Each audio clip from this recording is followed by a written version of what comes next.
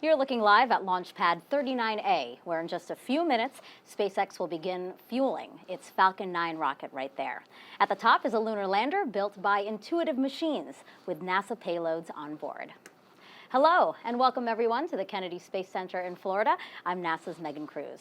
Liftoff of a Nova-C moon lander is scheduled for 1:05 a.m. Eastern Time after the team waved off a launch attempt yesterday. We'll talk more about that in just a few minutes, but for today, we are go for launch. And if everything goes according to plan, that lander will complete its journey 8 days from now with a landing at Malapert A, a 24-kilometer-wide crater on the shadowy south side of the moon.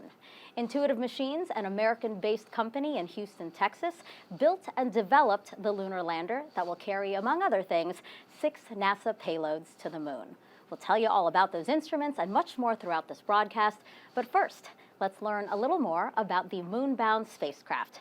It's an autonomous Nova-C class lunar lander named Odysseus. Including the solar panels, it is 4.3 meters tall. Including the landing gear, it is 4.6 meters wide. The lander weighs approximately 675 kilograms and is capable of delivering about 130 kilograms of payload to the surface of the moon. Most of that spacecraft weight is fuel. Odysseus uses a liquid methane and liquid oxygen main engine that can throttle down to perform its final descent to the lunar surface in one continuous burn. Now, Intuitive Machines' IM-1 mission is funded by NASA's Commercial Lunar Payload Services Initiative, which allows acquisition of lunar delivery services from American companies for payloads that advance science, exploration, and the commercial development of the moon. Now, Odysseus's liquid methane had to be loaded shortly before launch, so SpaceX developed a new way to fuel the spacecraft while it was already attached to the rocket and on the pad. Joining me now live is Jesse Anderson at SpaceX headquarters in Hawthorne, California. And Jesse, the team decided to postpone yesterday's launch attempt just before that methane loading was set to begin. Yes, that's correct, Megan, and thank you. As some of you may know, we stood down from yesterday's launch attempt due to off-nominal methane temperatures prior to stepping into methane load. Our teams have reviewed the data and started fueling preparations earlier today to allow the temperatures to better align to what we saw during our wet dress rehearsal earlier in the week. At 2 hours and about 20 minutes, methane fueling began and completed just before our live coverage started, and we are now ready to give launch another shot this evening. SpaceX is excited to partner with NASA as part of the Commercial Lunar Payload Services Initiative, and today we are thrilled to support the first U.S. lunar landing since the Apollo program ended more than 50 years ago. This mission marks our 14th of the year and second in the last 8 hours. Earlier this week, our team captured this photo of Falcon 9 and IM-1 with the moon just beyond. And this is such a great image with the vehicle's destination and its sights and a wonderful celebration of the Lunar New Year. 2024 is the year of the dragon, which is considered one of the luckiest animals in the Chinese zodiac. This is very fitting as our own Dragon spacecraft has completed 40 missions transporting crew and cargo to and from the International Space Station, including Axiom 3, which concluded earlier this month, and Crew 7, which is currently docked to the station. And with NASA's Crew 8 mission just around the corner, we are on track to launch 50 people to orbit across all of our missions since 2020. As many of you may know, SpaceX was founded with the goal of making life multiplanetary, and with today's mission, we get one step closer to that becoming a reality. To support our growing manifest, we've recently made some new upgrades to Space Launch Complex 40, which you can see there with a brand new crew arm. With these updates, we're on our way to having 2 launch pads capable of supporting human spaceflight missions. If you're interested in helping advance the future of human spaceflight, check out spacex.com/humanspaceflight to learn more. In addition to flying people, SpaceX also enables researchers the opportunity to fly critical science to orbit on our Dragon spacecraft, which has carried over 1,000 research experiments to and from low Earth orbit and the International Space Station since 2012. Researchers can submit research proposals and explore current research opportunities at spacex.com/humanspaceflight/research. Enabling research in space paves the way for us to explore beyond Earth and make life multiplanetary. And today's mission furthers that goal by providing insights into the lunar surface environment and the ability to test technologies to better enable Artemis astronauts to land safely on the moon. For now, let's get familiar with the rocket that you see there on your screen. Poll for propellant Falcon load 9 is complete. is We are go for propellant loading and launch. some good call-outs there. Good for propellant loading. Falcon 9 is a two-stage rocket and the first orbital class rocket capable of reflight. Since taking flight in 2010, our Falcon 9 rocket has made 297 flights and delivered all sorts of payloads to orbit. This is the 18th flight of the first stage booster supporting this mission.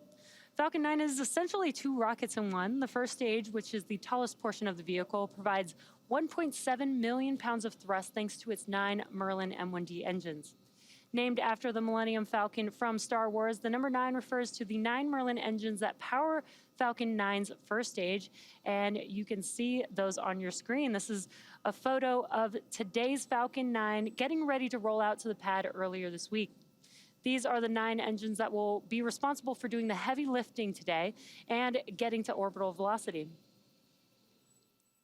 Though there are 9 engines on the first stage, there are actually 10 engines on the vehicle as a whole.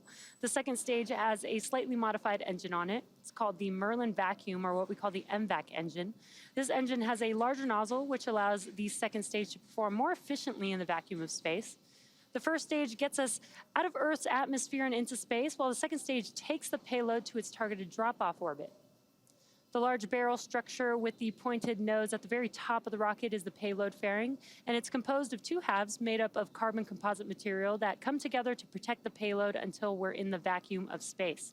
And speaking of the payload, the Nova-C lunar lander arrived at Kennedy Space Center in Florida back in December. Since then, teams have been integrating the spacecraft to Falcon 9's second stage in preparation for launch. And as Megan mentioned earlier, during this mission, SpaceX proved out new procedures and hardware that enabled fueling of the IM-1 lander on the pad with cryogenic methane and oxygen starting about 2.5 hours before launch. This is a first for SpaceX. SpaceX teams modified Launch Complex 39A's pad and transporter erector, installing a new liquid oxygen tank, methane tank, propellant lines, and 2 control skids on either side of the top of the transporter erector. From there, the new propellant lines pass through a new Stage 2 quick disconnect that attaches to new plumbing and another set of quick disconnects leading to the IM-1 lander. Heat exchangers within the ground system densify the oxygen and methane as they flow from their storage tanks towards the lander. Falcon 9 tanks are venting for the start of propellant load. This allows the cryogenics to remain below their respective boiling points during the countdown and eliminate the need to top off the propellant while Falcon 9 The is LD being briefing loaded for the launch. abort instructions. For non-urgent no-go conditions, brief the CE or LD and they will approve aborting the count. For urgent issues affecting the safety of the operation, operators shall call hold, hold, hold on the countdown net. Launch control will abort the launch auto sequence immediately and proceed into launch abort. At T-minus 10 seconds, launch control will be hands-off and relying on automated abort criteria for the remainder of the count.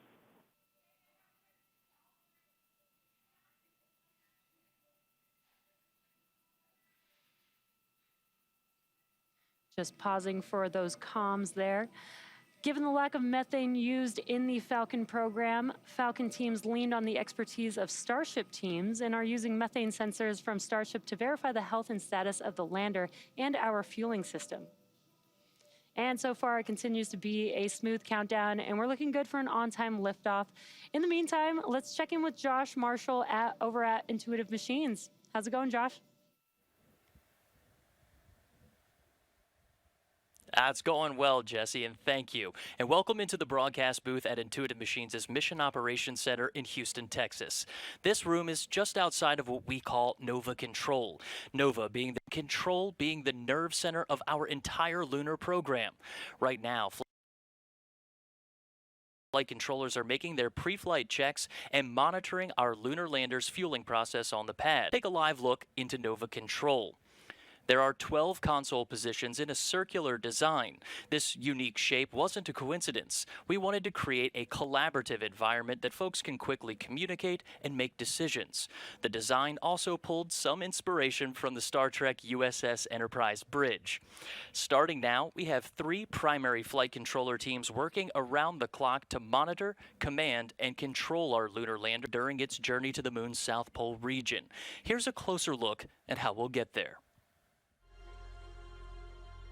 The Intuitive Machines IM-1 mission is sending commercial and NASA payloads to the lunar South Pole region on an uncrewed robotic Nova C-class lunar lander called Odysseus. The lander is the tip of the iceberg, and what's below that is the full program that is on a miniature scale, very similar to what the Apollo program had. The IM-1 flight path mirrors the historical achievements of Apollo 2.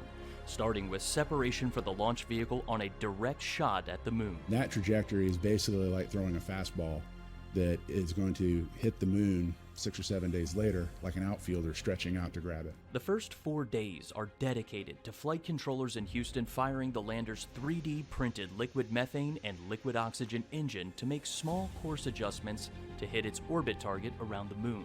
This particular coordinate system is called the B-plane. You can think about the B-plane kind of like the backboard of a basketball goal. And you basically know when you shoot hoops that if you can get the basketball in the square on that backboard, it's going to go in. And the B-plane for astrodynamicists is very much the same thing. With the B-plane on target, Odysseus is prepped for a critical autonomous maneuver on the moon's far side. This critical burn maneuver is completed in the blind, with the moon blocking direct communications back to Nova Control in Houston. Once we get around the moon, we have on the day side of the moon, the sun heating us from one side and reflected infrared light off the bright moon warming us on the other. Then we plunge into night, and now we're cold on both sides. It's very tough. About an hour before landing, flight controllers command Descent Orbit Insertion, or DOI. This is a main engine firing to slow the spacecraft so its altitude drops from 100 kilometers to about 10 kilometers above the lunar surface. After DOI, Odysseus coasts for about an hour before starting its final approach. And then we reach a point called powered descent initiation. The guidance system on board makes the decision to activate the main engine at very close to full power. Cameras and lasers are feeding information to the lander's navigation algorithms, which provide guidance, navigation, and control. With a safe site identified, Odysseus enters a 3 meter per second descent, then down to 1 meter per second for the last 10 meters to the lunar surface. Now, the lander is using an inertial measurement unit, which is similar to a human inner ear that senses rotation and acceleration. Flight controllers expect about a 15-second delay before confirming the ultimate milestone, softly landing on the surface of the moon. And I can tell you just from doing our simulations, that's the longest 15 seconds you'll ever experience as you wait for the final light to turn green to indicate that you've landed on the moon.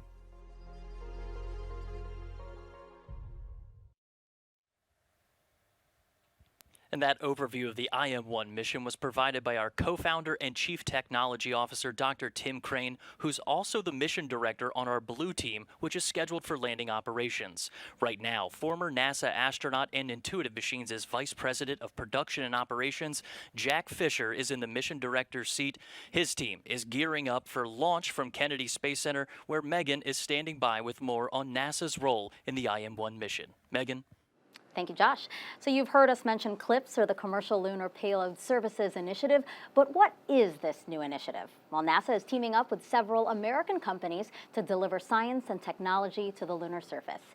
It will streamline the science in studying the moon, but also help us all understand the risks and rewards before human missions to the lunar surface and beyond.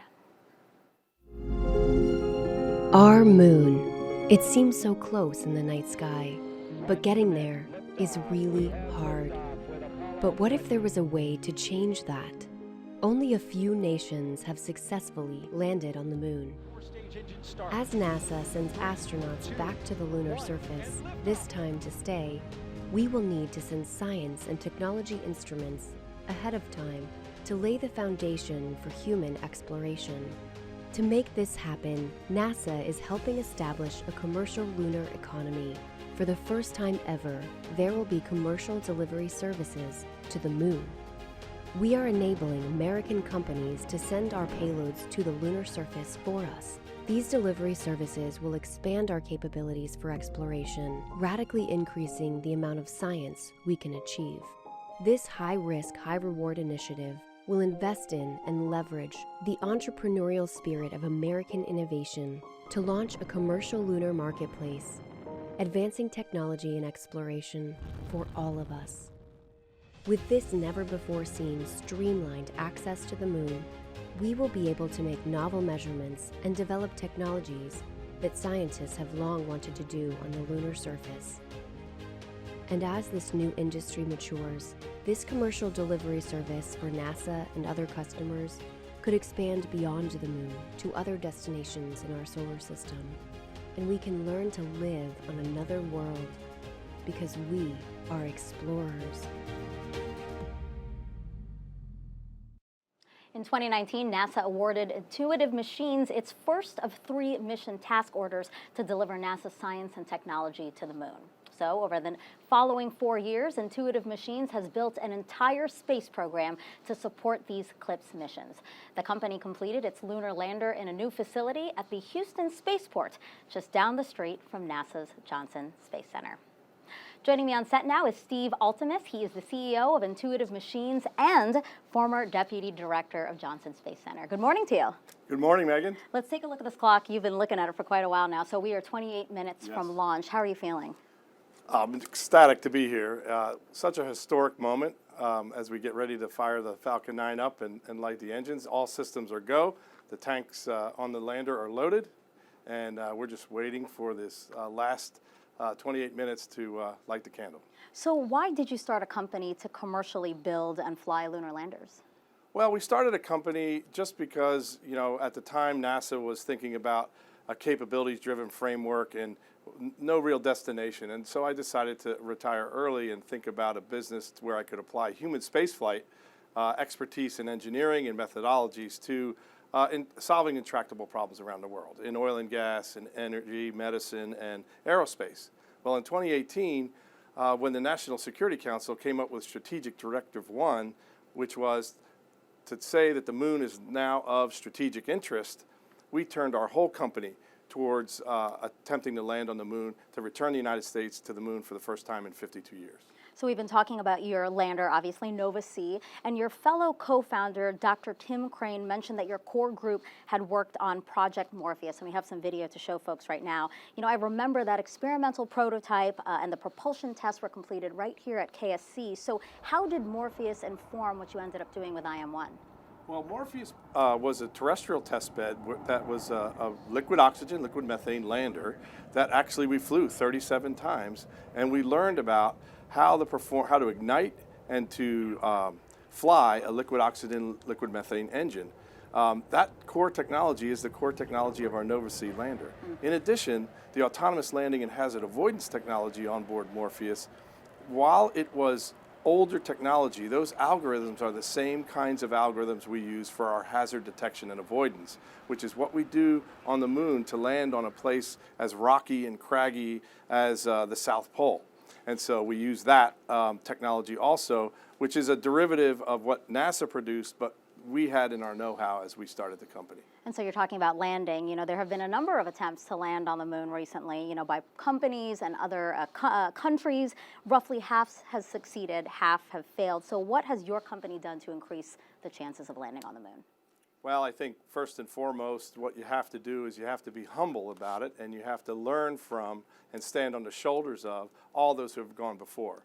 So we looked really hard at every mission that has gone to the moon, and we looked for what mistakes or things in their design that caused their errors, and did those mistakes or did those design deficiencies, are they in our lander?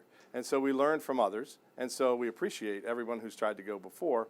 But in addition, we bring things together quickly. We bring hardware and software together in the early stages of development testing and test often. And we put them on multiple test beds and test, test, test like we fly.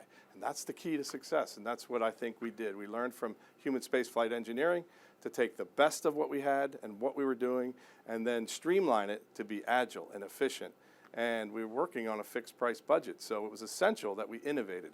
And I think over-constrained budget, over-constrained schedule, and an incredibly challenging thing like landing on the moon forced us to innovate. Sure. And that's the key. Thank you so much. I appreciate it, and good luck tonight. All right, thank you. All right, so once the Nova-C lander gets to the moon, there are 6 instruments on board that will play a key role in navigating and studying the lunar surface. And the first one is this. It's a lightweight laser retroreflector array, or LRA. This passive optical instrument is a collection of 8, as you can see here, about half-inch reflectors or mirrors used for measuring distance. So the plan is, after Nova-C lands on the moon, future landers or spacecraft flying near Nova-C's lunar location can cast a laser towards the surface, and these retroreflectors will bounce the light back to the approaching craft. That reflected laser light will help determine how close the spacecraft are to the lunar surface, ensuring a smoother landing. So really, it's similar to when you're reversing your car and watching a camera to let you know just how close you are to an object. All right, so for more than, so let's go back now to Houston, where Josh Marshall is standing by live at Intuitive Machines with an update. And Josh, what is the latest? Thanks, Megan. And if you're just joining us at home, welcome to Nova Control in Houston, Texas. Right now, flight controllers are monitoring launch pad activity and staying in communication with SpaceX's Launch Control in Florida, where we have another team working side by side with SpaceX to monitor Nova-C's fueling and launch readiness. After launch, flight controllers working each of Nova Control's 12 positions will prepare for first contact with our Nova-C class lunar lander. That process won't start until a spring force gently pushes the lander away from the launch vehicle's second stage, which is scheduled for about 48 minutes after liftoff. After separation, our lander's orbit is called Trans-lunar orbit. This enables Nova-C to reach lunar orbit in about a week, but requires a lunar lander with a very capable engine. Nova-C was tailor-made for NASA's CLIPS initiative and supporting commercial lunar exploration. It's a pillar of Intuitive Machines' lunar access services, and we took a deep dive into what makes Nova-C qualified for this historic undertaking. The Nova-C was our version of a liquid oxygen, liquid methane lander, and we went about imagining that into existence. Intuitive Machines' Nova-C class 3D printed engine took its first breath of liquid methane and liquid oxygen in 2018 on an airstrip at Ellington Airport in Houston, Texas. We didn't have enough money for a facility with blast walls and water suppression or water deluge. So we had to test outside in the environment of Houston, where the temperature is about 100 degrees and the humidity is like the same.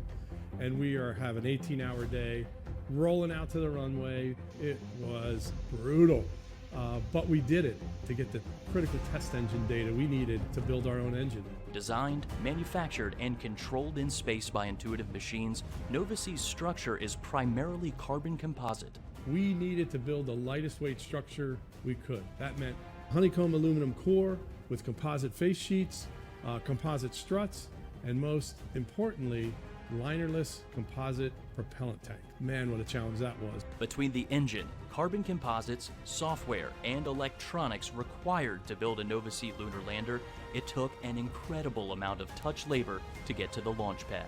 We worked very closely with San Jacinto Community College to create a certification course for technicians, where they would take these certifications. We then at Intuitive Machines would give them an internship and test them out in the workplace. And anyone that showed the aptitude to be a really good technician, we hired on the spot. Nearly all of the lunar lander's payloads are mounted to its exterior, including 6 NASA-provided payloads that will help lay the foundation for Artemis missions. Embry-Riddle Aeronautical University's EagleCam, designed to deploy off Nova C right before landing to take third-person perspective images. The International Lunar Observatory Association's camera system mounted at exact angles that could capture images of the Milky Way from the lunar surface. A data center technology demonstration by Lone Star Data Holdings and Omni Heat Infinity, Columbia Sportswear's thermal reflective insulation used in many of their outdoor products, will help protect Nova C from extreme temperatures in space. They've got brilliant ideas. And if we can help facilitate those startups to help build this economy, I think that raises all boats. And it's as serving as the transportation leg to the moon, we're happy to accommodate those kinds of companies.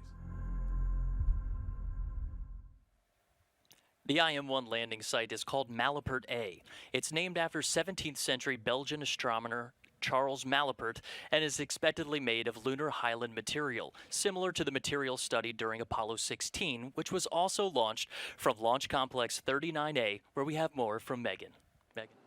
All right, thanks, Josh. And actually not far from the Malapert A landing site is the Malapert Massif region, and that is one of the 13 candidate regions being considered for the Artemis III landing. Okay, so a second NASA instrument on board the Nova C lander is NASA's Radio Frequency Mass Gauge, or RFMG. The instrument is essentially a fuel gauge to estimate the amount of propellant in spacecraft tanks in specifically a low-gravity space environment. So during this mission, RFMG will estimate the amount of propellants in Nova C's tanks. Once proven, RFMG technology would demonstrate significantly more accurate measurements of a fuel tank's fill level without requiring a thrust to provide a force upon the fuel in order to measure it, as current technology does. For the first time in more than 50 years, astronauts, including the first woman and person of color, will travel to the moon as part of NASA's Artemis program. To get there, SpaceX and NASA teamed up to develop the human landing system. Here's a closer look at your Artemis Moon Minute.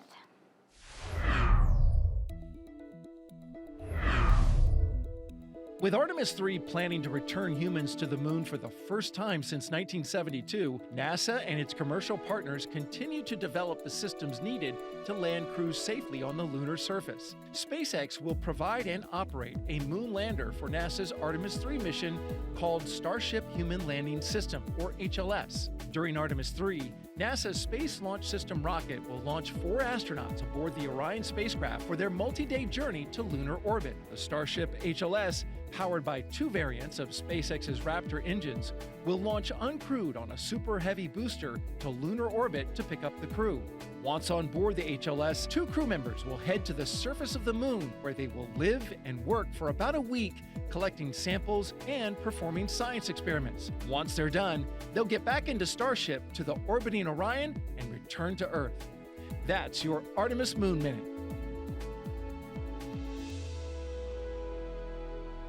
For more on SpaceX's Starship Human Landing System, let's go back to Jesse Anderson live at SpaceX headquarters in Hawthorne, California. Jesse. Great. Thank you, Megan. Down at Starbase, Texas, we're continuing to build, test, and fly Starship, the world's most powerful launch vehicle ever developed. A fully reusable Starship is capable of carrying up to 150 metric tons to orbit and up to 100 passengers. We completed 2 test flights last year, and 2024 is lining up to see even more Starships take flight. We're still in the testing phase, but major milestones like flying at a high cadence, full system reuse, and on-orbit refilling are key priorities. Refilling on orbit will enable the transport of up to 100 tons all the way to Mars. Down at Starbase, we're gearing up for Flight 3 of Starship. We have a fully stacked vehicle on the pad for the first time since Flight 2 in November of last year, ready to go through pre-launch testing to get ready to fly. We're also building a second Starbase launch tower to further increase Starship's flight opportunities. Also in testing, our engineers are proving out all systems necessary to make a trip to the moon possible, such as propulsion, life support, and even the elevator that you see here, which will take crew and cargo from the Starship hatch opening down to the lunar surface. In partnership with NASA, SpaceX's Starship Human Landing System, or HLS, will put the first Artemis astronauts on the moon. We are part of the global team, which includes Intuitive Machines, that will further exploration of the moon under the Artemis program. SpaceX will perform one uncrewed demonstration flight before the Artemis II mission, which will be the first human surface expedition since 1972. To that end, SpaceX has been hard at work getting Starship ready for its moon missions and ultimately Mars. There's so much to look forward to, and it's just incredible that humans are finally going back to the moon, and the efforts of SpaceX and Intuitive Machines get to play a vital role in that. For those of you who have just joined, we're just about 15 minutes from launch of the IM-1 mission. Let's check back in with Josh at Intuitive Machines. Josh? Thanks, Jesse. We're counting down the minutes to launch and looking forward to Intuitive Machines firing its Nova C-class lunar lander's engine about a day after liftoff. Nova C uses an environmentally friendly mixture of liquid methane and liquid oxygen. It's a propulsion system with deep roots to NASA's Project Morpheus. Morpheus was a prototype lander engineers at NASA's Johnson Space Center used to integrate technologies for future spacecraft that could land on a variety of destinations in our solar system. The project integrated NASA's autonomous landing and hazard avoidance technology designed to enable a spacecraft to identify, descend, and find a safe landing site that is relatively flat and free of large boulders, rocks, and craters. In the video on your screen, you can see that signature blue fire synonymous with liquid methane and liquid oxygen engines. That's the same fuel used on Nova C. From December 2013 to December 2014, Morpheus completed 13 free flight tests at the north end of Kennedy's shuttle and landing facility.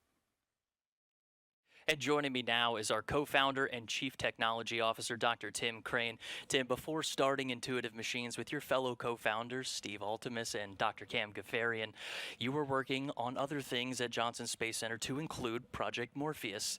What can you tell me about Project Morpheus and how that foundings of technology led to us getting to the launch pad today with your company? Well, one thing I can tell you is I get chills watching that footage because it takes me right back. But this is a journey that clearly our prop technology was a big part of Morpheus we brought forward. Also the all-hat, the autonomous landing, hazard avoidance task, a lot of our navigation, the way we do software, the way we test our systems, and even the discipline about knowing when some technology needs to wait for a future date so we can get to flight. All of that came from the Morpheus experience. And, you know, just about a year ago, you got to see those Project Morpheus tanks again, but this time they were in your facility and you were testing them with your company. What can you tell me about speeding up innovation through NASA's Reimbursable Space Act agreement? Well, NASA really is a national treasure in terms of knowledge and capability, and in some places, equipment. And we had a supply chain issue with some of our tanks, and we needed to get our test rig up and running. And we knew the Morpheus tanks were in surplus, and reached out to NASA, and they facilitated getting those tanks to us so that we could proceed with testing while our flight tanks were coming in. And real quick, while you have you, why liquid methane, why liquid oxygen? Well, in the near term, it's very easy to work with. It's environmentally friendly. It's non-toxic. It's very robust to changing conditions.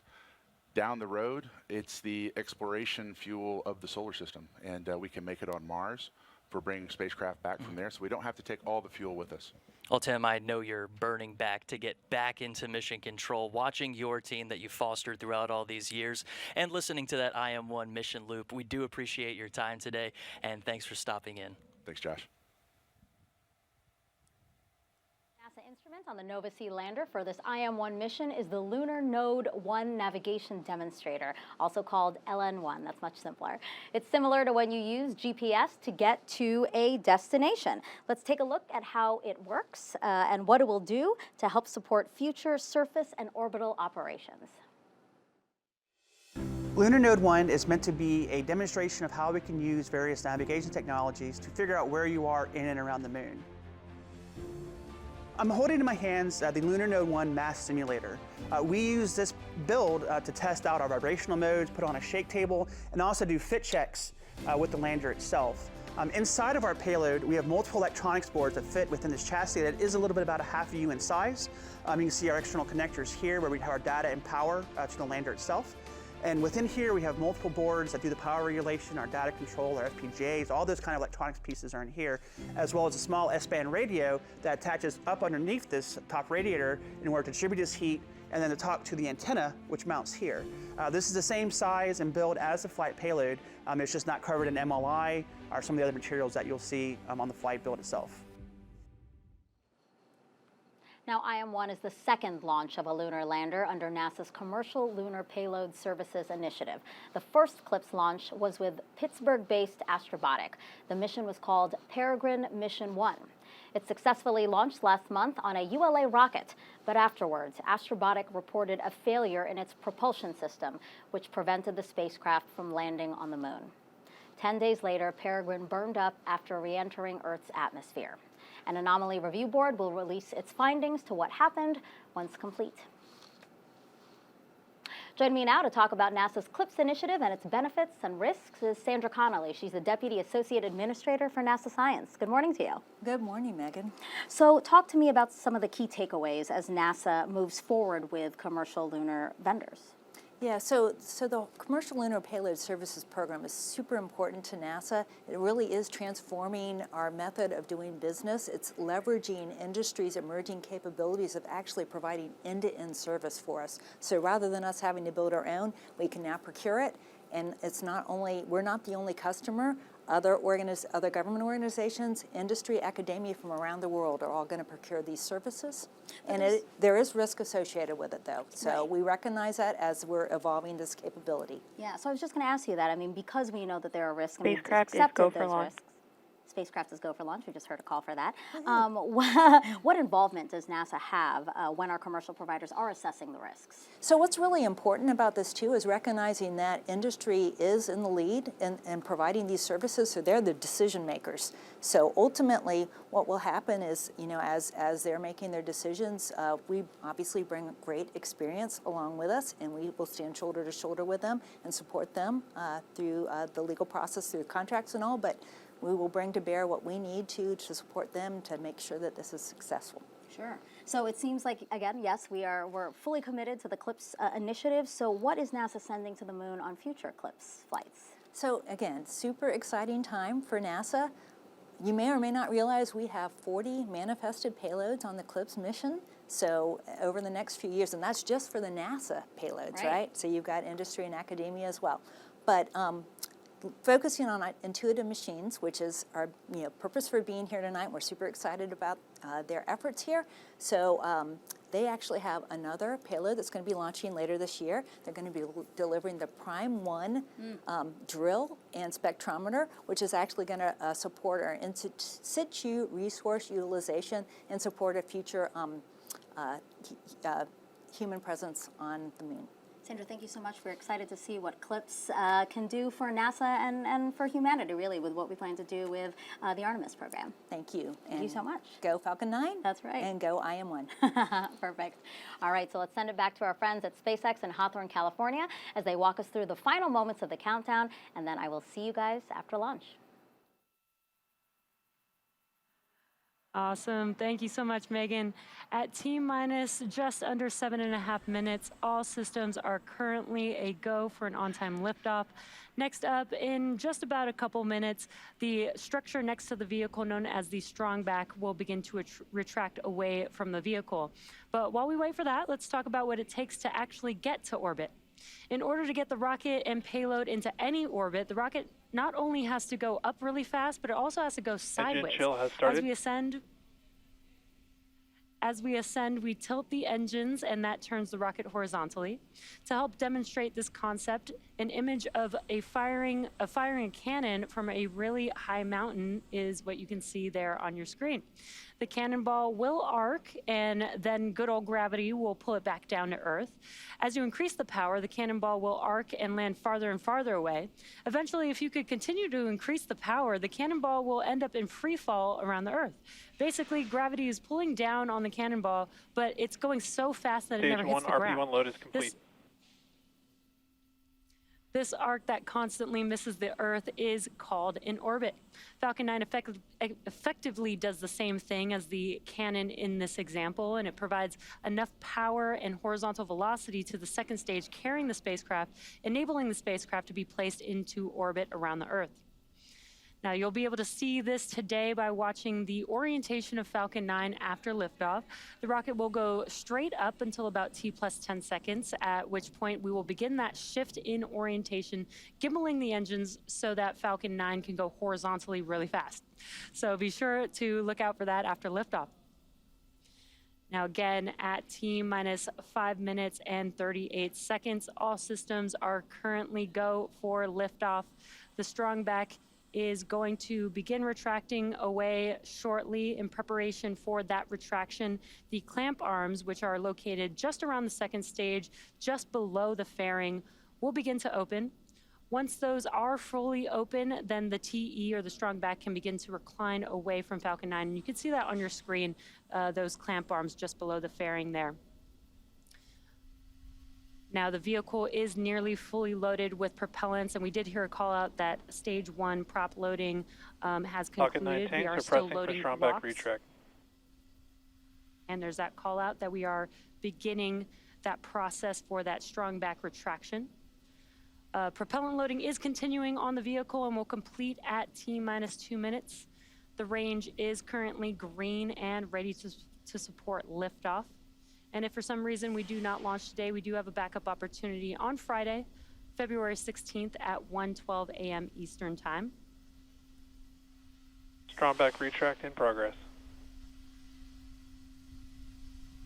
And good call-outs there. The strong back retraction is now in progress, and it will be slow and slight, but we should see those clamp arms begin to open up there.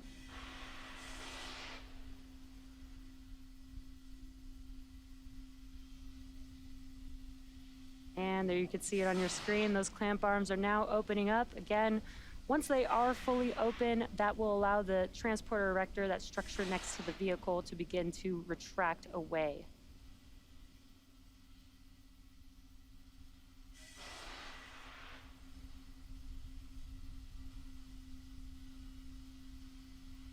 You should see that TE begin to move away, very slow and slight. But at this point in the countdown, both the first and second stages are nearly fully loaded with 1 million pounds of kerosene fuel and liquid oxygen. And there you can see on your screen that TE is now moving away from Falcon 9. Falcon 9 uses 2 propellants, a refined form of kerosene called RP1, or rocket propellant 1, as a fuel, and LOX, or liquid oxygen, as an oxidizer. Now, fire generally needs 3 elements to ignite. That's heat, fuel, and an oxidizing agent, which is usually oxygen. This is what's known as the fire triangle. In our case, the liquid oxygen is chilled below its boiling point so that it has a much greater amount of mass per volume, allowing us to load more of it into the vehicle. And in addition to these 2 propellants, we also use the chemical TTAB, or triethyl aluminum and triethyl borane, as an ignition source. The combustion of RP1 and liquid oxygen is what makes the rocket go, but it's the TTAB that sets the match to the propellant mix. And we did hear a call out that stage 1 liquid oxygen loading is complete. Coming up next, in the next couple of minutes at T minus 60 seconds, Falcon 9 will go into startup. That means that the rocket's autonomous flight computers will have taken over the launch countdown. And at just inside T minus 2 seconds, we will light those Merlin 1D engines for liftoff. The Intuitive Machines payload continues to be healthy, and the Falcon 9 team is tracking no issues on the vehicle. We are currently green for weather, and the range is ready to support a T0 of 1:05 a.m. Eastern Time.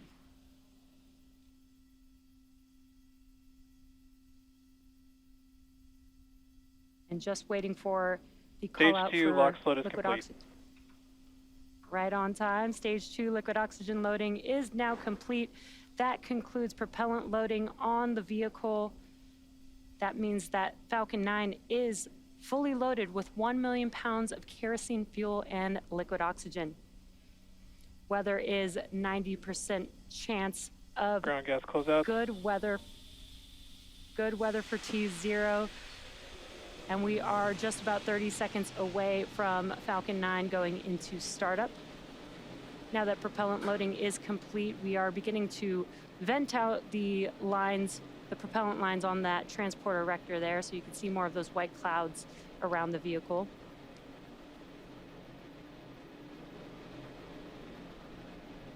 Startup is coming up here in a couple seconds.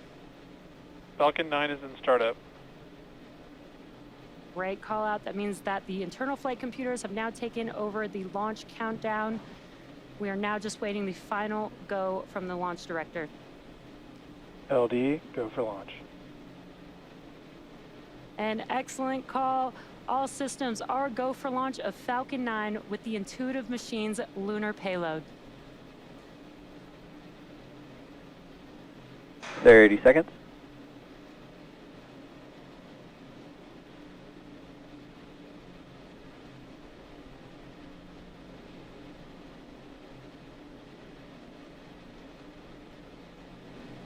Seconds. T-minus 10, 9, 8, 7, 6, 5, 4, 3, 2, 1, ignition, and liftoff. Go SpaceX, go IM-1 and the Odysseus lunar lander. Vehicle pitching downrange.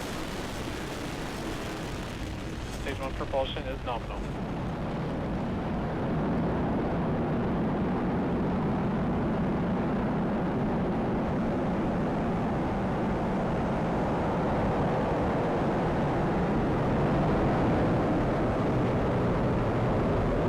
Falcon 9 has successfully lifted off from pad 39A at Kennedy Space Center, carrying the IM-1 payload. Now, during ascent, we tilt the engines, the technical term being gimbaling, and that turns the rocket horizontally. And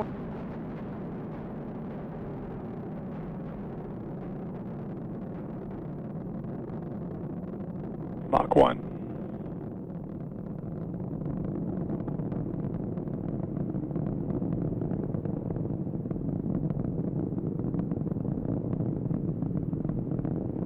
Max Q.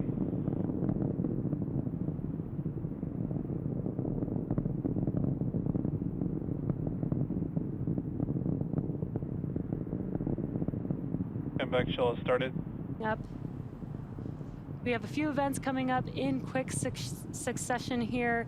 That will be MECO, stage separation, SES-1, and then the boost back burn startup on the first stage vehicle. MECO, or main engine cutoff, is where we shut down all 9 of those M1D engines on the first stage vehicle. That helps slow the vehicle down in preparation for stage separation, which is where the first and second stage will separate. And the first stage booster will begin its trip back to Earth.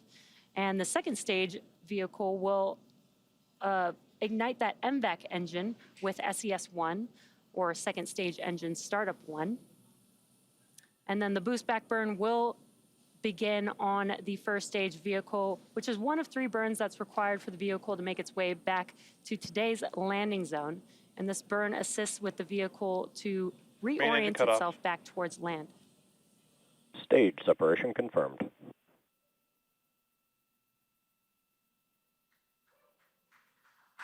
And back ignition. Stage 1 boost back startup.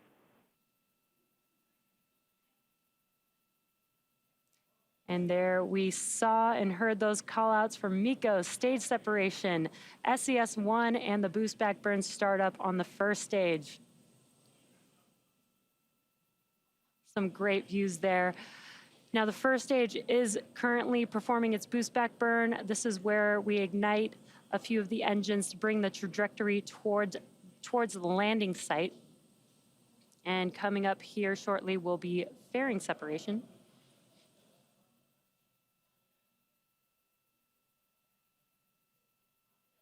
Fairing separation confirmed.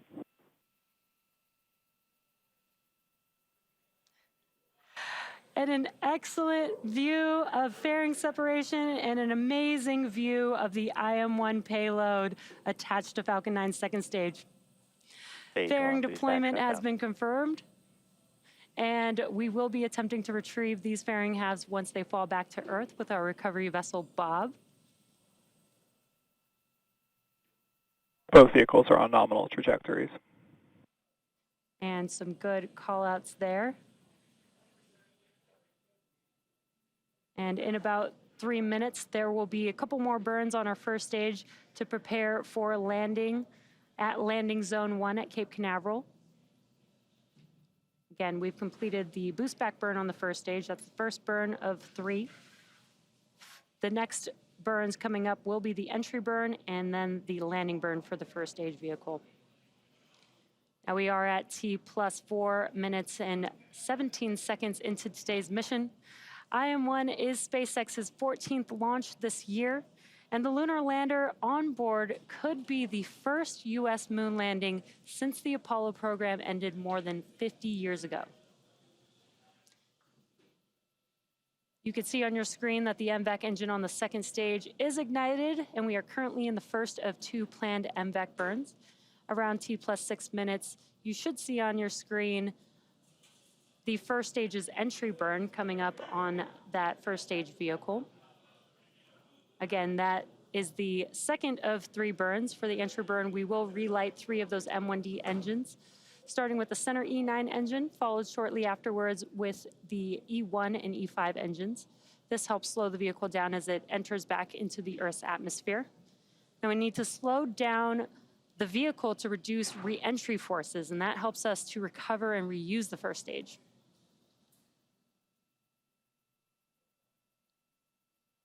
And again, what you're seeing on your screen is a view of the MVAC engine on the second stage. And you can follow the speed and altitude of both vehicles on the bottom left hand of your screen. That is showing the stage 1 telemetry and stage 2 telemetry on your right hand screen. And we are coming up on the entry burn for the first stage vehicle in just about 20 seconds or so. And what you're seeing on your screen on the left-hand side, it's a little dark there, but that is a view from the first stage. And with the entry burn, we should see that screen light up with the engines reignited. Stage 1, entry burn, startup.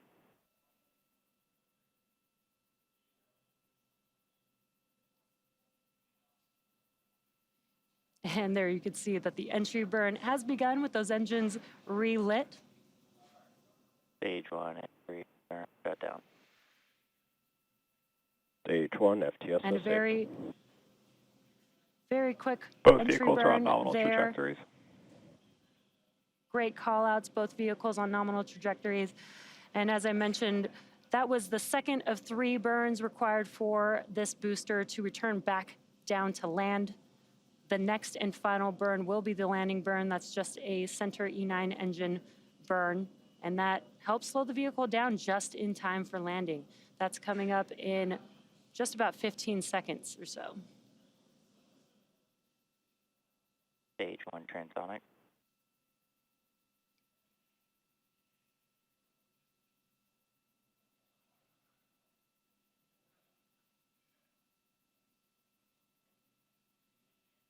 Stage 1, landing burn.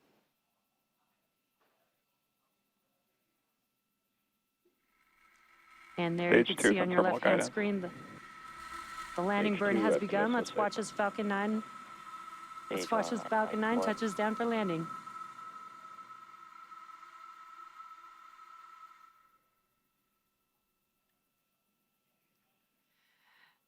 Stage And a 1, great landing burn. view there. That is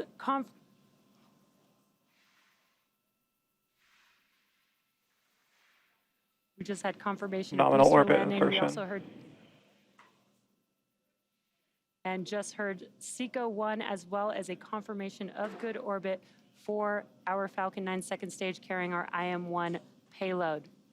Now with that landing, that marks SpaceX's 273rd recovery of an orbital class rocket, including first stage landings for Falcon 9 and Falcon Heavy. And with confirmation of good orbit, the mission isn't over yet. Coming up, we do have the second burn of our MVAC engine, or SES-2, on board the second stage around the T plus 41 minute mark, followed by spacecraft separation. So until then, we're going to send it over to Megan at KSC. Megan? Thank you, Jesse. And if you're just joining us, welcome to the Space Coast of Florida, where we just witnessed live the liftoff of the moon-bound spacecraft and Nova Sea lander called Odysseus. And you know, we see a lot of launches here from Kennedy Space Center, but it really, truly never gets old.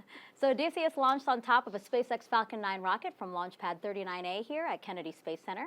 Intuitive Machines, an American company based in Houston, Texas, developed and built the lunar lander that is carrying, among other things, 6 NASA payloads. And if everything goes as planned, in 8 days, that Nova Sea lander is expected to land on the shadowy south side of the moon. Make sure you stay with us. Our broadcast here on NASA TV will continue through Odysseus's acquisition of signal, which is expected to happen around 1:55 a.m. Eastern Time. Now, before launch, we highlighted 3 of 6 NASA payloads on board the Nova Sea lander. The 4th is the SCALPS payload, which stands for Stereo Cameras for Lunar Plume Surface Studies. It includes 4 cameras at the base of the lunar lander. The images it captures will help scientists understand how landings impact the lunar surface for this mission and future ones. SCALPS is an array of small cameras that will be placed around the base of a lunar lander and collect imagery during the descent and landing of the vehicle. Using a technique called stereophotogrammetry, we can use those images to reconstruct a 3D shape of the ground. As the lander comes down, its hot engine plumes will interact with the surface. Our cameras will begin acquiring images from before this interaction begins until after the vehicle has landed on the surface. The SCALPS cameras will specifically be looking at the overall crater formation and erosion of the ground due to the rocket plumes. The final stereo images, which will be stored on a small onboard data storage unit, will be transferred to the lander and then downlinked to Earth, where we can use them to reconstruct the overall erosion volume and shape of the ground. With the Artemis program, we plan to establish a sustained lunar exploration and try to land multiple payloads in close proximity to one another. SCALPS data will be a critical part of understanding these phenomena and improving our computational models to inform these future landings.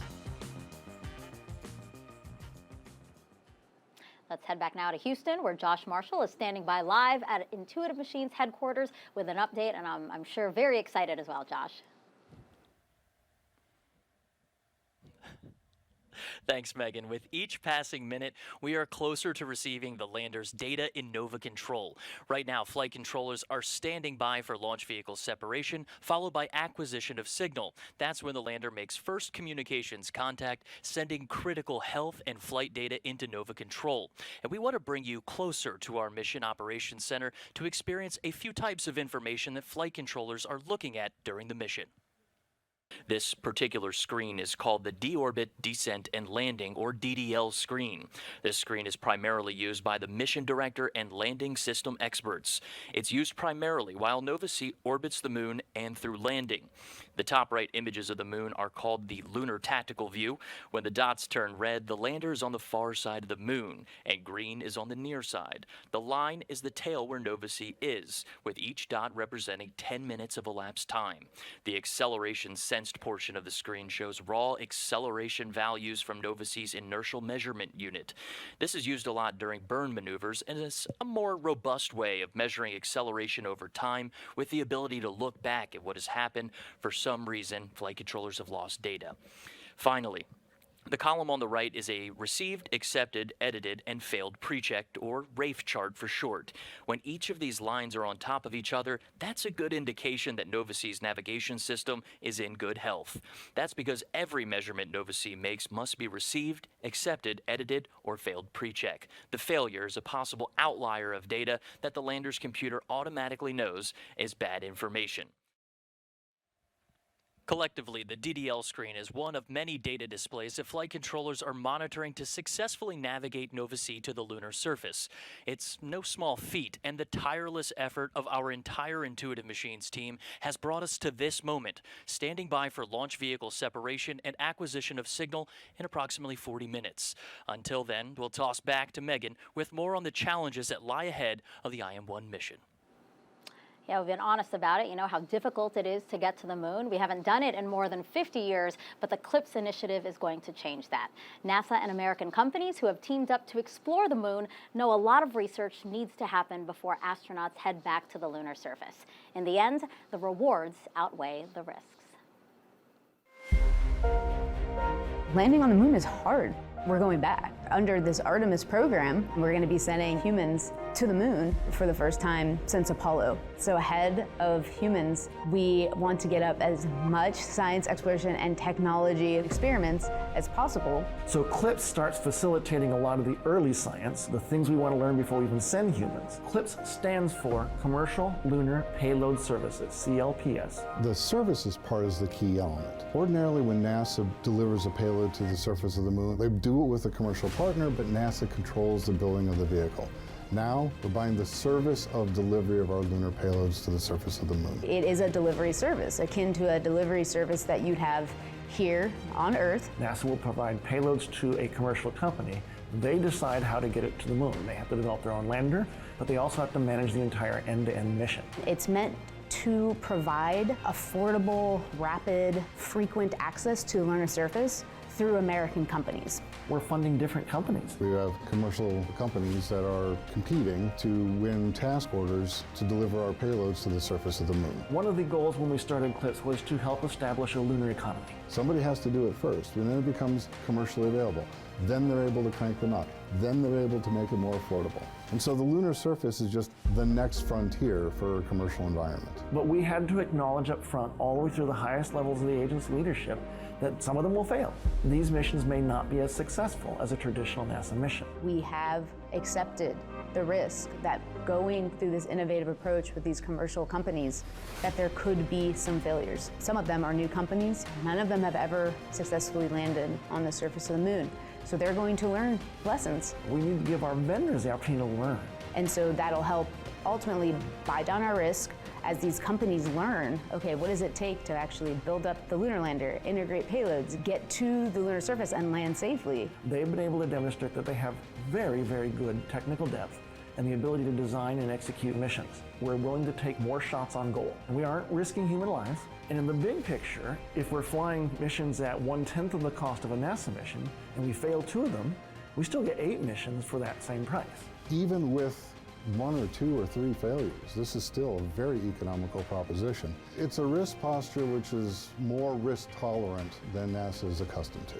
There's not a single one of these companies that's willing to bet their mission on a coin toss. Every one of them is doing what they can in order to have the most successful mission possible. But the important thing to realize is that risk tolerant does not mean risky. And the rewards are a long-term ability to get payloads to the moon inexpensively, frequently, and rapidly. We want science, so we can then put more of our resources on even more science, exploration, and technology payloads and get more of a return on investment when we get to the moon. CLIPS provides tremendous benefit across the scientific and economic communities. So there's a lot we'd like to learn about the moon to help human habitation and prepare us for missions to Mars and beyond. So the moon is the first step.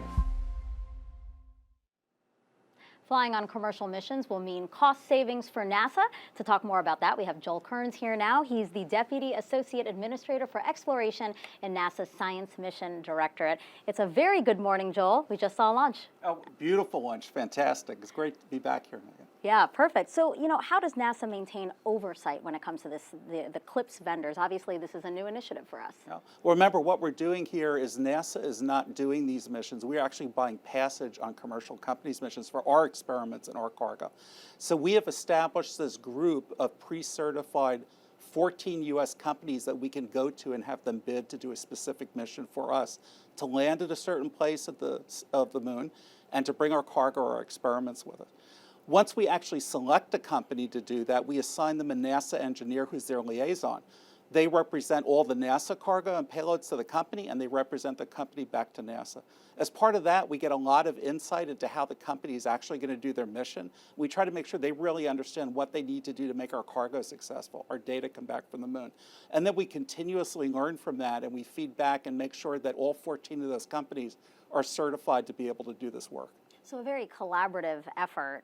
And you know, we're talking a lot about a commercial lunar economy. That's kind of the end goal. So how does that shape up with CLIPS? How do we get there? A couple of different aspects. You know, when you hear us talk about wanting to form a lunar or a cislunar economy, in the short term, what that really means is encouraging the companies to get other non-NASA organizations to pay them to bring their experiments or their cargo on the moon. But it's actually a lot broader than that. Just by offering these contracts to industry and having them build their own missions that we can take a part of, the companies are developing their own, you would think of as a parts and high-tech ecosphere on Earth that's part of the lunar economy. Over the years, they've had to figure out ways to build these robotic landers. In some cases, helping other companies do new advanced high-tech components like rocket engines or fuel tanks or sensors, which didn't even exist 5 or 6 years ago. Of course, we can say now we're talking about small payloads going to the moon from commercials or having suppliers on Earth, but what the goal is in the long term is for these CLIPS companies to be able to take to the moon work or goods or services of other bigger companies that just want to do work in space. So what would you say is the agency's confidence in CLIPS? You know, you laid out a very ambitious vision. Yeah. Well, we think that the benefits of having this be successful, where we go out to companies, and in effect we pay for a service to get our things to the moon, it's just so positive that we really are committed to exercising this model and seeing how American business does. Now, NASA is a learning organization, so at every attempt that the companies make, we're always looking at. We're trying to learn from that and figure out how we're going to adjust things to go forward to do next. But we're really committed to this public-private partnership and service model that we've embarked on. Joel, thank you so much. I appreciate you being here. Thank you. Okay, so the fifth NASA technology we want to dive deeper into is called ROLSIS, which stands for Radio Wave Observations at the Lunar Surface of the Photoelectron Sheath. There's going to be a quiz on that later, so I hope you all took that down. ROLSIS will use 4 antennas and a low-frequency radio receiver system to determine how nearby radio emissions from the Sun, Earth, and other planets could interact or interfere with science conducted on the moon. This experiment is something that has never been done before. It will perform many tests, including detecting solar radio bursts, radio emissions from Jupiter, and dust impacting the surface of the moon. ROLSIS could even serve as a baseline for a future radio observatory on the lunar surface. Let's get another update from Josh Marshall, who's standing by live at Intuitive Machines headquarters in Houston. Josh. Hey Megan, when I asked our mission directors about what should I expect from launch vehicle separation on until about AOS, and they said, well, we're just going to be patiently waiting. And after 4 years of hard work to get to this point, this must feel like an eternity. Let's take a live look into Nova Control. For some of the folks working today's launch and acquisition of signal shift, they've been working on the IM-1 mission since before we were awarded the task order back in 2019. Even folks that started in the past couple years or the past few months have poured their hearts and minds into this IM-1 mission. In fact, every Thursday, Intuitive Machines holds a lunch and learn for folks to learn more about the company. And just a few days ago, one of our flight controllers, Brooklyn Herman, was describing today's events and said the opportunity to land on the moon has been a dream for her whole life. And everyone at Intuitive Machines is part of this beautiful mission, an incredible opportunity. And while we do have a moment just in between launch vehicle separation, we want folks at home to know that that same sentiment echoes through everyone at Intuitive Machines. We are humbled by the gravity of our mission, yet emboldened by the boundless possibilities that lie ahead, starting with acquisition of signal, which we expect to happen just a few minutes after launch vehicle separation. For now, our team will continue to patiently wait and toss it back to Florida to introduce another IM-1 mission payload. Megan? Well said, Josh. Okay, so the 6th and final payload has 3 telescopes that will help the spacecraft land safely. In the past, astronauts had to use a viewfinder or rely on radar. So the Artemis program is taking NASA back to the moon, and everything that goes there, including the instruments and people, must be flown there safely and landed there precisely. So the landing phase of that task is one of the most critical aspects of it. NDL is a LiDAR instrument that is used to enable that capability. It uses light in the same way that sonar uses sound. For NDL, we have 3 telescopes where light would come out of the telescope, hit the moon's surface, and some of that light will be reflected back. These telescopes are mounted on the outside of a vehicle so you get a clear view of the ground as it's coming in for a landing. In the Apollo era, large radars or astronauts using their eyes looking out of a viewport were used to help land the vehicles. NDL is going to have to take the burden off of the crew with a much smaller, lower power, and more accurate instrument. Throughout the broadcast, we showed you each of the 6 NASA instruments that are bound for the moon. To talk more about those is NASA project scientist Deborah Needham. Good morning to you. Good morning. Beautiful launch. A beautiful launch, so exciting. So now we have 6 payloads bound for the moon. Is there a common theme among them? I would say there are 2 themes to the payloads on board Intuitive Machines, the Odysseus lander. The first is demonstrating technologies for enabling future spacecraft to land more safely and more precisely on the lunar surface. And the second is characterizing the surface of the lunar South Polar region, which is an extremely challenging environment to operate in, and it's preparing us for sending humans to the lunar surface in advance of the Artemis missions. Mm-hmm. So very precise things they're being sent for to study. So, if they make it to the moon in 8 days, what happens next for each of them? So even the payload's work starts even before they get to the moon. Intuitive Machines, while it's transiting towards the moon, will turn on the NASA payloads to make sure that they survive launch and are operating as we expect. And then you've heard about the RFMG, the radio frequency mass gauge. It will be operating the entire time all the way to the moon and down to the surface to make sure that it's monitoring propellants and collecting the data that it needs to achieve its missions. And then during descent, you heard about NDL, the Navigation Doppler LiDAR, and SCALPs. They're going to be operating during descent and collecting their data. And then once on the moon, Intuitive Machines will turn on our other NASA payloads and they'll take turns collecting data until they achieve their missions. How are these instruments selected? Early on in the CLIPS initiative, NASA turned to our scientists at the NASA centers to identify science payloads and technologies that were relatively mature in their designs. We did that because we wanted the payloads to be ready for when the landers were ready to integrate them onto the landers and deliver them to the moon. So then NASA turned to the vendors and said, okay, you pick from this pre-selected list of NASA payloads which ones you think you can successfully integrate onto your landers and deliver to the moon. So Intuitive Machines actually chose the payloads that are on its delivery. Deb, thank you so much. I can't wait to see what we discover with these payloads. Me too. Thank you so much. Thank you.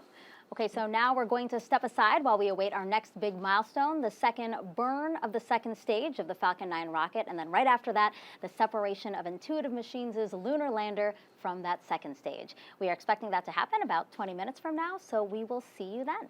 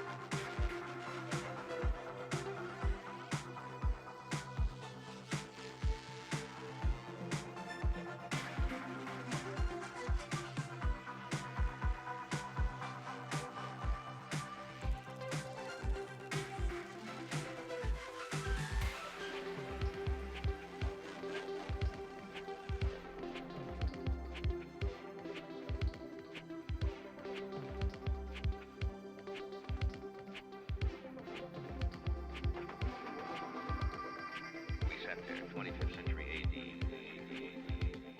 We sat there and looked at a rocket from Mars, and you just boggled the mind and mind and mind and mind. And the technology caught up, didn't it?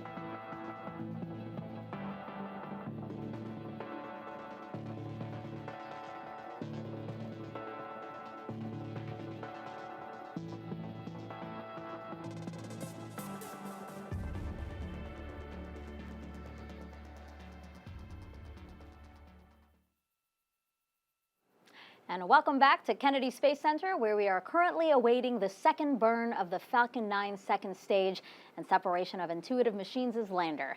This comes after a successful liftoff of the Falcon 9 rocket with the Nova C lander called Odysseus at 1:05 a.m. Eastern Time. Intuitive Machines, an American company based in Houston, Texas, developed and built the lunar lander that is carrying, among other things, 6 NASA instruments. And if everything goes as planned, in 8 days, mark your calendars, February 22nd, that Nova C lander is expected to land on the south side of the moon. Let's go now to SpaceX headquarters in Hawthorne, California, where Jesse Anderson is live as we await that second burn and then spacecraft separation. Jesse.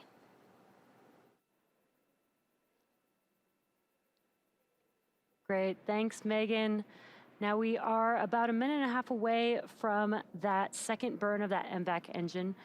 Next coming up will be SES-2, that second stage engine start 2, and that will be followed by SECO-2, which is second stage engine cutoff. This burn will last about 53 seconds and will help the vehicle to make it to its final targeted drop-off orbit. Then the vehicle will coast for a few minutes prior to spacecraft separation. So we're getting very close, and this is getting very exciting here. Again, we're just about a minute away, just under a minute away from that last burn of this MVAC engine here.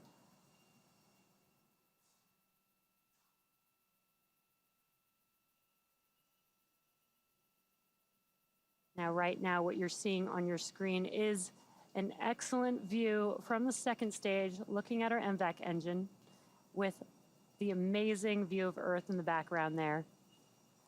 The IM-1 lunar lander is still currently attached to Falcon 9's second stage at this moment.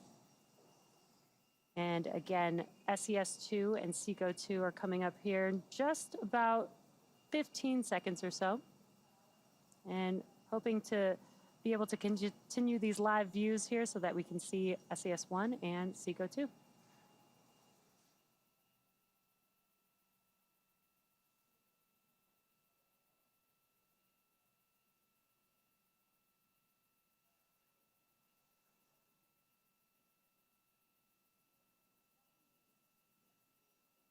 And there you can see we have just had SES-1. You can see that MVAC engine has now relit. Again, this is just about a 53-second burn, so just under a minute.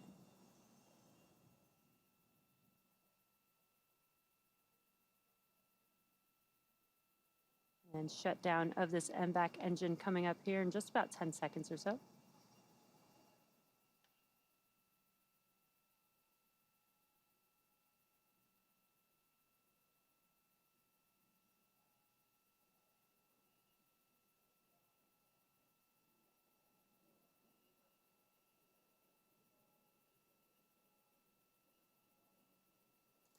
And there you can see Nominal on your orbit screen that insertion. the MVAC engine. The MVAC engine has shut down, and we did hear that call out for a confirmation of good orbit. So with confirmation of a good orbit, it looks like we are on track for spacecraft separation in just a few minutes from now, just about a little over 5 minutes. Now, it's been a great launch so far. SpaceX did begin fueling of the IM-1 lander on the pad about 2 hours and 20 minutes before liftoff. And we did talk about that a little bit earlier in the webcast. It's a totally new procedure and new hardware for SpaceX that enabled fueling of the IM-1 lander on the pad with cryogenic methane and oxygen. Now, to be able to do that, SpaceX teams modified Launch Complex 39A's pad and transport erector, installing a new liquid oxygen tank, a methane tank, propellant lines, and 2 control skids on the transporter erector. Then from there, the new propellant lines pass through a new Stage 2 quick disconnect that attaches to new plumbing, and another set of quick disconnects that lead to the IM-1 lander. And given the lack of methane used on the Falcon program, Falcon teams actually leaned on the expertise of Starship teams and used methane sensors from Starship to verify the health and status of the lander for our fueling system.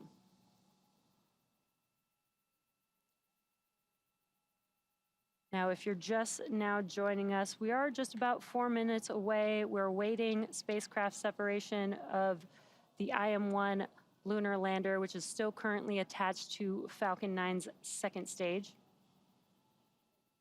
And we did just a couple of minutes ago had a good last and final burn of our MVAC engine. That was SES-2 and SECO-2. And now the vehicle is continuing to coast with the spacecraft attached until it reaches the correct targeted drop-off orbit.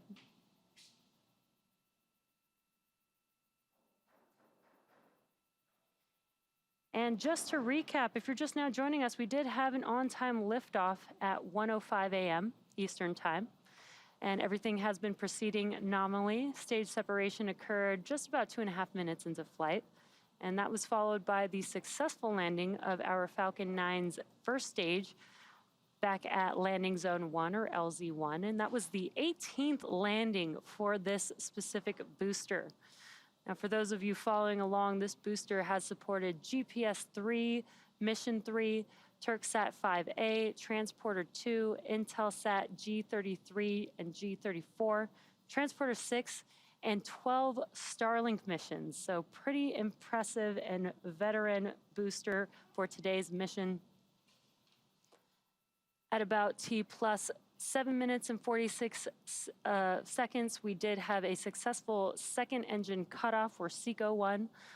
That was the first burn of the 2 burns for this mission. That was followed by confirmation of good orbital insertion. The vehicle was then able to coast for a bit there, and then again, just a few minutes ago, we did have the second burn for this MVAC engine. 2 burns required to reach the targeted drop-off orbit for this IM-1 lander. And now the vehicle is coasting with payload attached, and we are just a couple of minutes away from spacecraft separation.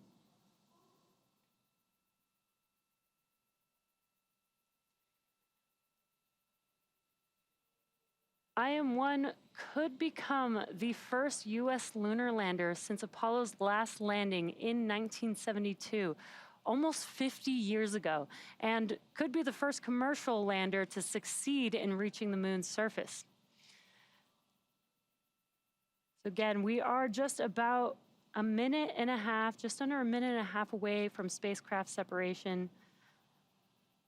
And on your screen, as we wait to get some live views, you can see on your bottom right-hand screen the speed and the altitude of the Stage 2 vehicle, again, still carrying the IM-1 spacecraft.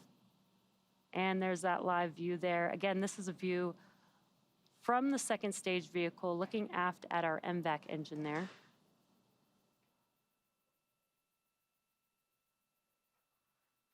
And we are patiently waiting spacecraft separation here, just under a minute from now.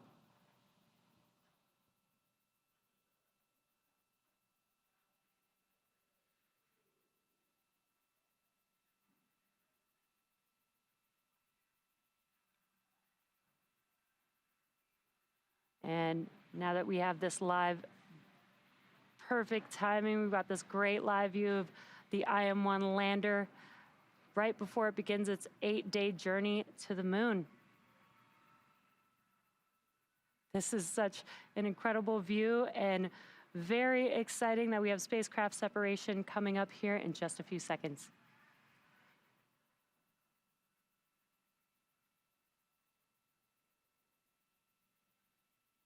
IM-1 Odysseus lunar lander separation confirmed.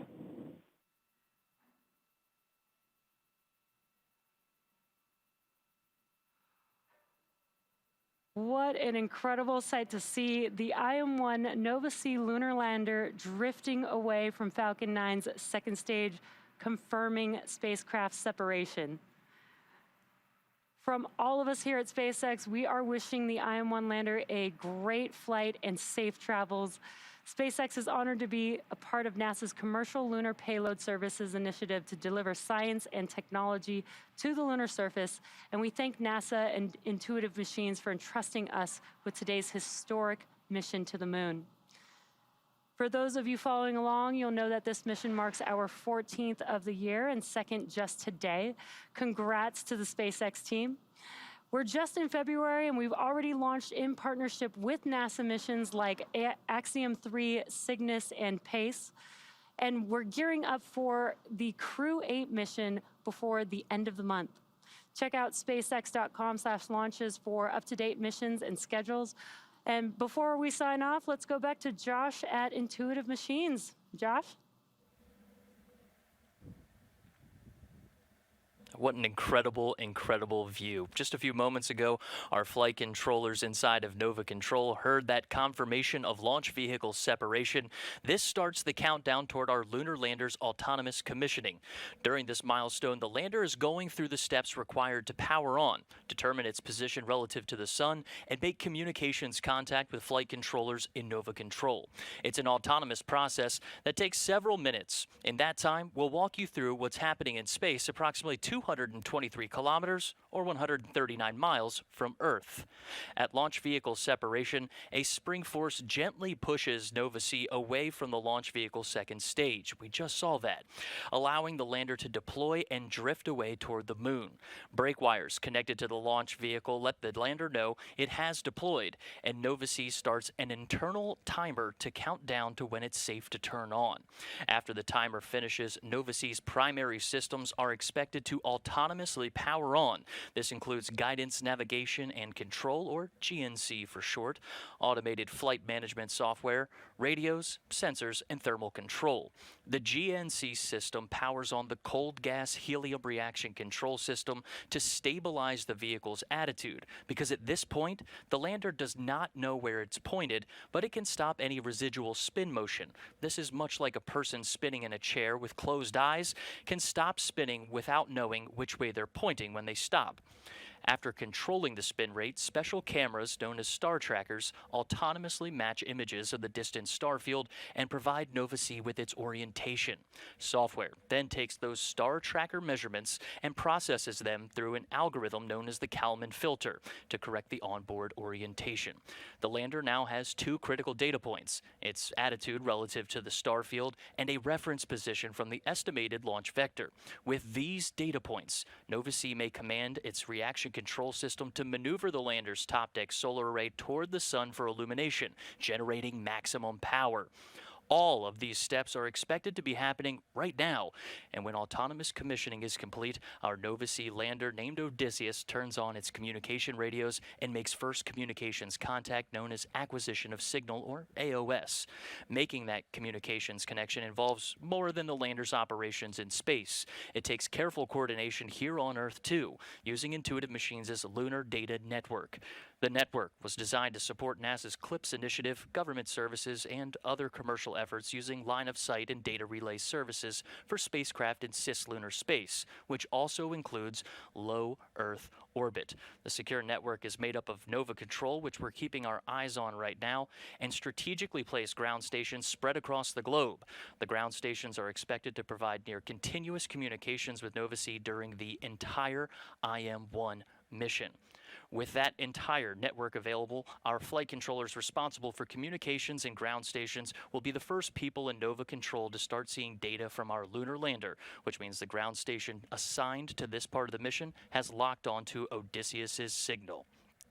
Now, from the lander to Nova Control, all of these innovations and capabilities are being put to the test right now as we prepare to enter our nominal acquisition of signal window with Nova-C.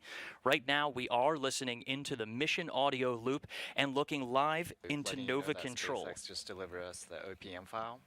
Okay, copy. You're good to process in the background while we work contact. Okay, I'll work with Fido on this. Right now, we estimate that the lunar lander is traveling about 10 kilometers per second, which is about 24,600 All right, I want to make sure miles Com's per happy hour. with it. Com? Standing by. I don't see packets updating in packet counts unless I'm looking in the wrong spot. And I'm not seeing anything populate in AOS. So we're still standing by for autonomous commissioning and making that first ground communications from the lunar lander in space. We expect the carrier lock call to come from the COM or ground network stations inside of Nova Control. And this is Houston's first commanded lunar mission since Apollo 17. All right, I see packets. And I see... All right, guys.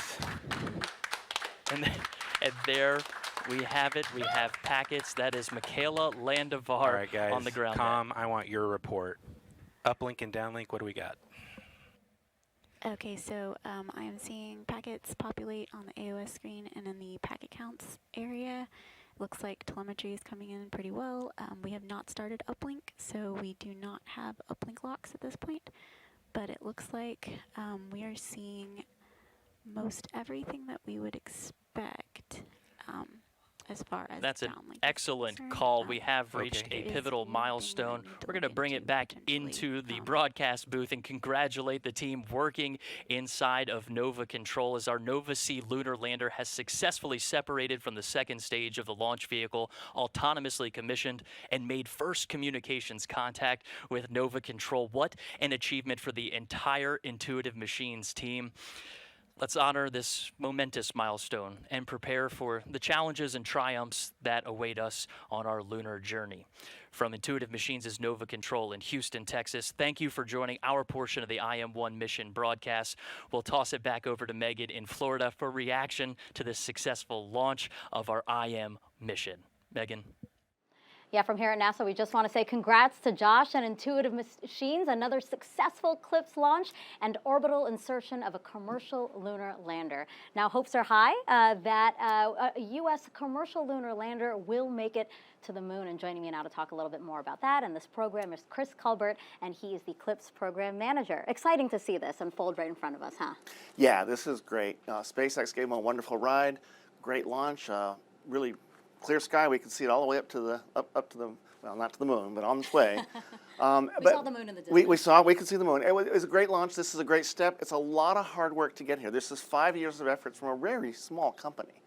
But they've made a lot of progress. They solved a lot of problems, and now they're on their way. So this is a good start, but it isn't the end yet. They got to finish the next step. That's right. But at least we have 8 days, right? We have do. 8 days. Yeah.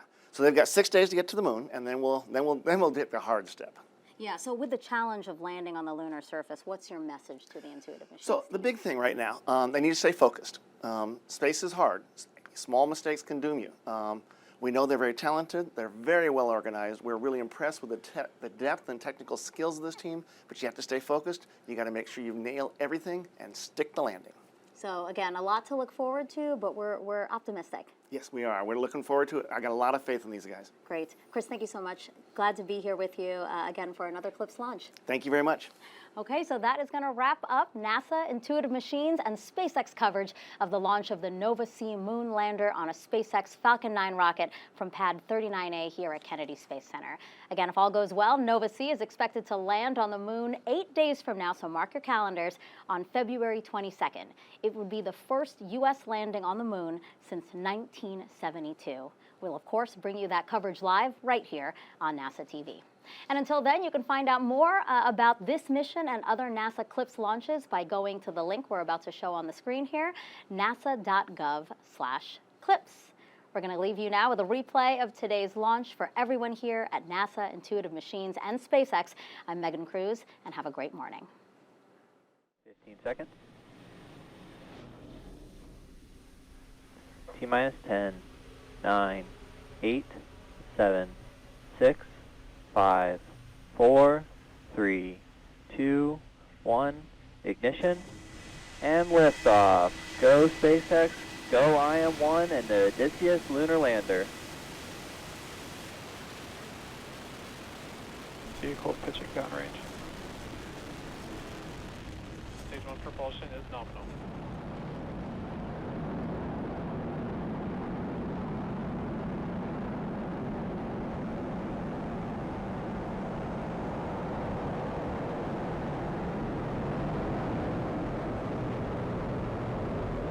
Falcon 9 has successfully lifted off from pad 39A at Kennedy Space Center, carrying the IM-1 payload. Now, during ascent, we tilt the engines, the technical term being gimbaling, and that turns the rocket horizontally. And